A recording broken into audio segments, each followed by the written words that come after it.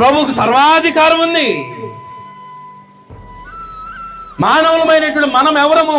మన కొరకు ప్రాణం అర్పించినటువంటి ప్రభు అయినటువంటి యేసుక్రీస్తు వారి యొక్క సర్వాధికారాన్ని తృణీకరించడానికి మనం ఎవరమండి? ఎవరు మానవులమైనటువంటి మనం? మనకి ఏ హక్కు ఉంది, ఏ అధికారం ఉంది ప్రభు యొక్క అధికారాన్ని తృణీకరించడానికి? ఆయన ఒక అధికారం ఎలాంటిదో తెలుసా? అటు స్థానంలో ఉంచిన వాడు ఎలాంటి వాడో తెలుసా? తండ్రి అయినటువంటి దేవుని చేత పంపబడినటువంటి సర్వాధికారం కలిగినటువంటి రక్షకుడు ప్రభు అయినటువంటి యేసుక్రీస్తు, దేవుని చేత పంపబడిన వాడు. వచ్చిన వాడును సైతము దేవత్వము కలిగినటువంటి వాడై ఆ దేవత్వమును సైతం ఏం చేశాడు? త్యాగము చేసి ఎలా వచ్చాడు? పాప శరీరాకారం ధరించి వచ్చాడు. అలాంటి వాని యొక్క అధికారాన్ని తృణీకరిస్తూ ఉన్నాం.